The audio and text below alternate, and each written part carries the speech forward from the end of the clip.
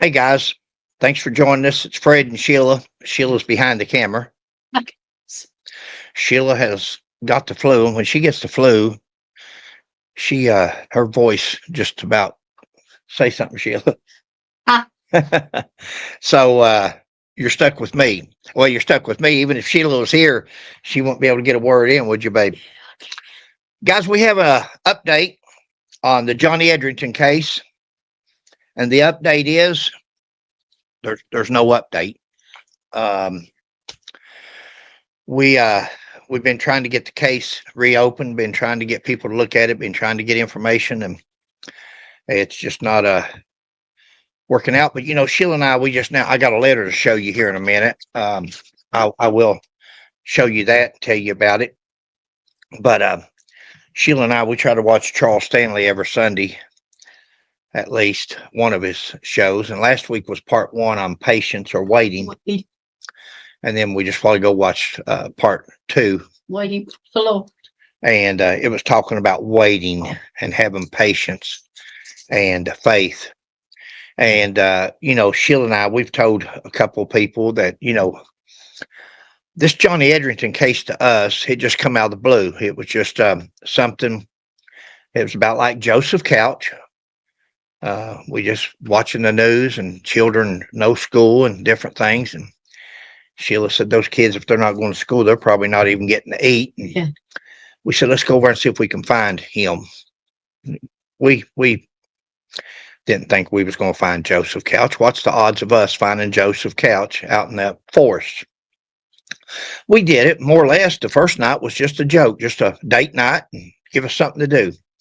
And then we felt that the Lord was going to guide us to find Joseph Couch. We thought we would be able to communicate with him. He would run up on, we thought he'd find us and we could tell him nobody got killed and he'd turn himself in. We didn't know we was going to find him like we did until we started seeing the birds. And then we started thinking, well, maybe that's the way it's planned to be. That's God's plan. And that's what happened on this case with Johnny Edrington. Sheila and I had been working on several stories just for YouTube channel and something to do, give us a reason to travel from here to there and give some meaning to our life as far as doing something. And we run up on Doug Asher's book. And this chapter in there, the big gray cover up on Johnny Edrington, where he calls it a S-side instead of a homicide after 35 years. And we really got to working on that and looking at it and people talking to us, and especially from the London area, Corbin area, the areas that's, it was like God was leading us, just like the Joseph Couch case. It was just like Joseph Couch. We just felt we were going to be part of solving this mystery. This is not a S-side. This is not a suicide, guys. This is not. I won't say S-side. This was not. That chapter in that book is false. That chapter in that book is slanderous, it's libel, and it's wrong. To take a man's memory, a man's character, a veteran that probably some of the people that wrote the stories about him wasn't even veterans. Who knows? And if they were veterans, shame on them for writing such a story on another veteran, a man that signed a blank check to the United States of America that I'm here. If you need me, send me to where you want me to go. I'm yours. But somewhat like being a Christian, God, lead us. Send me to what you want us to do. And that's what a veteran is. Veteran to me is more important than the title he had as a Kentucky State Trooper, because you see how his title as a Kentucky State Trooper does. Your supposed friends, your supposed fellow workers, your supposed colleagues let you down. In fact, in this case, they're slandering them. They're talking about them. They're saying things that the FBI, the famous pathologist, two other Kentucky top pathologists are saying they were wrong. This man was murdered. And he was. He was. From the few things that Sheila and I have found out from talking to different people, and Johnny Edrington was murdered on the side of the road on December the 20th, 1988. Now, I wrote letters to the Attorney General's office. I wrote letters to the state police. I wrote letters to the media. I have tried to contact anybody we could, especially through our YouTube channel and through you guys. Some of you's been great. Some of you've been a wealth of information to us and support. But it's not what we'd hoped for. But we got a letter back yesterday from the Attorney General's office, and Fred and Sheila McCoy, Mr. and Mrs. McCoy, thank you for contacting the Office of the Attorney General. Our office is dedicated to serving the citizens of the Commonwealth of Kentucky. Great line. Great line. Let's move on. Let's get to the meat and potatoes of it. While we appreciate your correspondence, if you have additional evidence that could assist in this investigation, you may direct it to the Kentucky State Police, as they would be the appropriate agency. We know that. We know that. We wrote that in the letter that we wrote to them, that the state police had done the initial investigation, and the state police is at odds with FBI and pathologists and state medical examiners, and so we did all that. We didn't get anywhere. We asked for the Philip Burnett Jr., the Commissioner of State Police, to reopen the case. I know they're going to say, oh, the case is open. It's never been closed. Yeah, the case is sitting dormant in a file cabinet, locked, under lock and key, where nobody can see it. Because, see, first of all, we're missing evidence. First of all, the state police is missing evidence. They're missing a shirt we know of. Flashlight. Are they missing the coat, the raincoat, the winter coat? What else are they missing? They're missing evidence. So you want us to go back to the state police that, first of all, has not investigated it in 36 years, or to the point that it should be investigated, other than poor old Kentucky State Trooper Michael Sapp, I think is about the best that had looked into the case. He actually knew Johnny, and he knew that it wasn't a S side. Once again, thank you for contacting us to stay update with the latest from the Attorney General's office. Sign into their website so we can keep up with them. Well, guys, you got the case of your lifetime right here, Attorney General Russell Coleman. Attorney General Russell Coleman, you had the case of a lifetime right here, because this case can be solved and the murderers can be brought to justice, convicted. You gave up the case of a lifetime because some people don't have the intestinal fortitude to stand up. Political position, got to be elected. I don't want to make nobody mad. Everybody wants to enforce the law. Everybody wants to be great law enforcement officers and investigators until they get that job and they say, wait a minute, I don't want to pick on everybody here. I don't want to go after everybody, but politics is a terrible thing, guys. You've got a governor sitting down there in the governor's office that won't order. He shouldn't have to order. You shouldn't have to order the commissioner of the Kentucky State Police. When people are sitting here saying we've got evidence, we've got credible people that saw this or that knows this or that, and you refuse to send somebody out and say, hey, we're going to look into this. How credible is that agency? Oh, get out here and drink a beer and drive down the road. I see you, babe. And they'll be all over you. This is one of their own. Why won't they investigate it? Why won't they look into it? Why? That's our question. Why? Should be your question. Should be your question. If you're a resident of the state of Kentucky and that's your law enforcement agency, and it is, that's our state law enforcement agency, and we're sitting here saying something's wrong, something's been wrong for 36 years. You got Doug Asher's book over there where he calls it the Big Gray Cover Up. That's one of their own, a lieutenant colonel, Big Gray Cover Up. And he's trying to point your direction in one direction. Why? Why is that? Why is he so set? We don't know why. See, we don't know that. We don't know why. And we're not going to be like he did to the Edrington family in his book and make assumptions or make statements that may be slanders. We don't know why.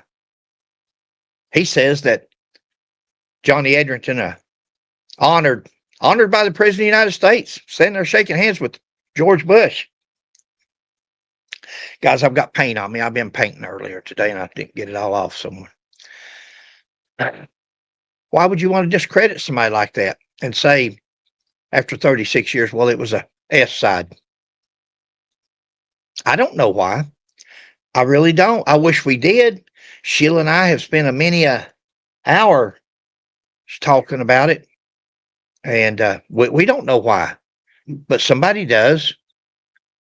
We're never going to know why unless they open the investigation up with some credible investigators for the AG's office, which they're not going to. AG's office is not going to. They say they're contact the Kentucky State Police. That's their agency. We know that's their agency, sir. We know that. That's what we came to you for, because you oversee things that's done in our state that's not proper or not investigated correctly, or as a last resort, you're our go-to agency when, for help when we can't get it from somebody else. Thanks. Thank you. Thanks for letting us down, because that's what you did. Not only us, but the Edrington family, Johnny Edrington's reputation and memory. Why is that? Why is it, guys, that nobody wants to touch this case? You've got their own colonel saying that it was a suicide. You got Dr. Huntsinger that says it's, you want to find out who killed Johnny Edrington, dig them up. Somebody said in one of the comments, maybe there's a note in the casket or something. They want you to dig it up and look at. I don't know. You can hypothetical and all these different things, but we know what the FBI, we know what Dr. Vincent DeMayo said. We know what Dr. David Jones, medical director, says. We know what George Nichols, chief medical examiner of the state of Kentucky, said, and many others. He was killed. He was murdered. You got a flashlight found. This is from a person we become friends with through this. And I know there's other police officers out there too, but this is a law enforcement officer, very smart, very intelligent. We trust them. Just like found the gun in his hand. The gun was in his left hand. He's right-handed, but the gun was in his left hand. But if you're facing a person looking at him, you would think that you're right. Why is it his flashlight was found 5 feet behind him, but the gun was still in his hand? See, as a police officer, when you go up to a car, usually you got this hand free. That's why you ever see a K9 officer? K9 officer walks his dog on his left side or on his off side. Majority of people, Sheila done a search one time, I think it was 90%. Some percent is right-handed. So, but if you're a K9 officer, you're going to keep your dog in your off hand, so you always got your gun hand free. If you're left-handed, your dog would be on the right side. So, as a police officer, you've always got your flashlight. When you approach a car at night, you've got your flashlight in your left hand, usually up here like this. It's up here like this so you can see what's going on, but you can also, it's like a nightstick, the little C-cell. What Johnny Edrington was carrying, I've got underneath the seat of my vehicle out there, a flashlight, 40 years old, C-cell, six C-cell batteries. And that's what he had. And he's looking in that car or talking to somebody, and boom, they shot. He flies back. He falls down over that incline. The flashlight with the momentum kept on going for 5 feet. He fell. Yet when they found him, the gun was in his left hand. The gun was in his hand that his flashlight would have been in. You wouldn't have your gun in your right hand. Police officers are out there. They know. Most people won't know, but a police officer will know whether I'm correct. You wouldn't have your flashlight in your right hand and your gun right here. You wouldn't do that. Your flashlight would be in your off hand. So when he flew back, the flashlight went behind him. The flashlight would have been in his left hand. Now they found his gun in his left hand. The flashlight 5 feet further on back. That's the momentum. That's where the flashlight landed. That's where, had he had a gun in his hand, that's where the gun would have landed.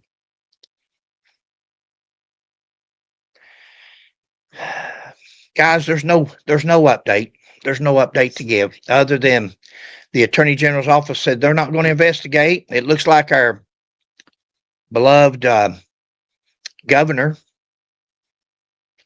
is not interested. He's not interested. Why? Why would the governor of the great state of Commonwealth of Kentucky not be interested in finding out? This could be the governor that was solved a 36-year murder. This could be the man that was behind opening the Johnny Edrington case. And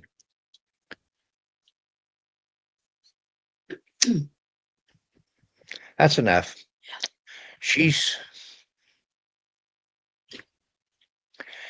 Guys, pray for that family. Pray for the Edrington family because they have truly been done wrong. They have been done wrong by Doug Asher with his book and his chapter in there on Johnny Edrington, saying it was a S side when it's truly been ruled and the death certificate says a homicide. He's been done wrong by the state police who gather around every year. Now watch, May the 14th, I believe it's Police Memorial Week every year. I could be wrong. I've spent a lot of years and I had a lot of funerals and different things over the years, but I'm got old, but I think it's maybe the first week in May. But watch come May. Watch them gather over there, dress uniforms, looking good, get that publicity on the television. You probably even see Philip Burnett Jr. He might even show up, get that publicity on the TV where they're all honoring Johnny Edrington. They want to honor him. They don't want to find out who killed him. Why? Thanks for joining us, guys. I'll go and do Sheila's line so you don't have to hear Mickey Mouse over here. Please like, subscribe, and share. If you've got any info, please call us, text us, put it in the comments. Please don't mention nobody's names if you're accusatory, and if you've got any evidence, contact the state police, contact Attorney General, contact whoever. I don't know who'd tell you to contact because nobody anymore is trustworthy. It don't seem like. Thanks, guys. God bless.